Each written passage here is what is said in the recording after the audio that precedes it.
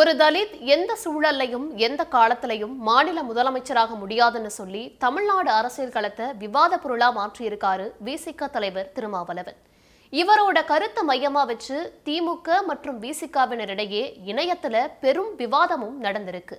இந்தியால பல மாநிலங்கள்ல தலித்கள் முதலமைச்சரா பதவி வகிச்சிருக்காங்க.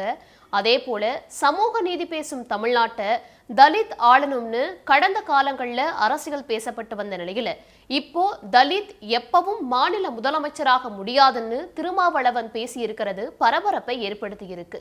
தலித்கள் எந்த காலத்திலும் மாநில முதலமைச்சர்களாக முடியாது என்ற திருமாவளவன் பேச்சின் பின்னணி என்ன? திமுக விசிக இந்த விஷயத்துல முன்வைக்கும் கருத்துகள் என்ன? இதையெல்லாம் தான் ஸ்பாட்லைட்ல பார்க்க போறோம். பட்டியல் சமூகத்தோட இடஒதுக்கீட்டு அளவை அவங்களோட மக்கள் தொகைக்கு ஏற்ப வழங்கணும்னு சொல்லி நடத்தப்பட்ட போராட்டத்துல பங்கேற்று பேசிய விசிக தலைவர் தொல் திருமாவளவன், உத்தரப்பிரதேசத்துல தலித் சமூகத்தை சேர்ந்தவரான மாயாவதி மாநில முதலமைச்சரா இருந்தாங்க. அதுக்கப்புறமா இந்தியால எந்த சூழல்லையும் எந்த காலத்திலையும் ஒரு தலித் மாநில முதலமைச்சராக முடியாதுன்னு பேசினாரு. அதே போல பஞ்சாப் மாநிலத்துல SC/ST பிரிவினர் மட்டும் 32% இருக்காங்க. அவ்வளவு பேர் கொண்ட சமூகம் அரசியல் சக்தியா எழுச்சி பெற்றா அந்த மாநிலத்துல நிரந்தர முதலமைச்சரா தலித் தான் இருக்க முடியும். ஆனா மாநில அரசுகள்ல எந்த சூழல்லையும் ஒரு தலித்த முதலமைச்சரா ஏற்றுக்கொள்ளும் நிலை இங்க இல்லைன்னு திருமாவளவன் ஆதங்கப்பட்டு பேசியிருக்காரு. தமிழ்நாட்டுல இதுவரை ஒரு தலித் கூட முதலமைச்சரா ஆனதில்லை. இந்த நிலையில திருமாவளவனோட இந்த பேச்சு சமூக நீதி பேசும் திமுக மற்றும் விசிகவினரிடையே ஒரு பெரும் விவாதத்துக்கு எடுத்து சென்றிருக்கு. திருமாவளவனோட இந்த கருத்தை கார்த்தி சிதம்பரம், சீமான் உள்ளிட்ட தலைவர்கள் வரவேற்று இருக்காங்க. இந்தியால ஆந்திரா, பீகார், ராஜஸ்தான், மகாராஷ்டிரா, பஞ்சாப் உள்ளிட்ட மாநிலங்கள்ல தலித்கள் முதலமைச்சரா பதவி வகிச்சிருக்காங்க.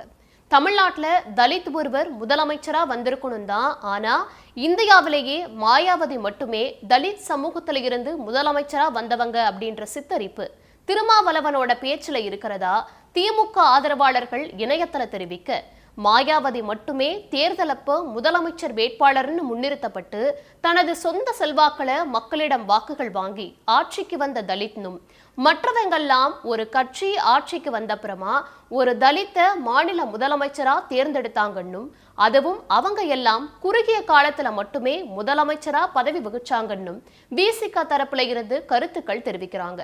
தலித் ஒருவரை ஆட்சி அதிகாரத்துல உயர் பொறுப்புல அமர்த்தி அடையாள அரசியல் செய்ய வேண்டிய தேவை திமுகவுக்கு இல்லைன்னும், தலித்கள் சமூகம் மற்றும் பொருளாதார ரீதியா உயர கல்வி மற்றும் வேலை வாய்ப்புல பல திட்டங்கள் திமுக கொண்டு வந்திருக்குன்னும் விசிகவினர் குற்றச்சாட்டை எதிர்கொள்றாங்க திமுகவினர். தலித் ஒருவர் மாநில முதலமைச்சரா வரணும் அப்படிங்கிற கருத்து அந்த சமூக மக்களோட வளர்ச்சிய பிரதிநிதித்துவத்தை எங்கேயும் மழுங்கடிச்சிடக்கூடாதுங்கிறதும் இதெல்லாம் தொண்டர்கள் அளவுல இருக்கிற கருத்தா இருந்தது.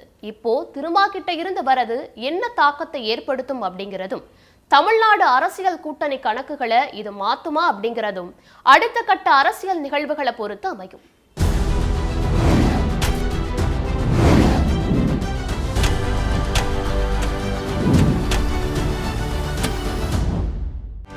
செய்திகளை உடனுக்குடனும் துல்லியமாகவும் தெரிந்து கொள்ள சப்ஸ்கிரைப் பண்ணுங்க.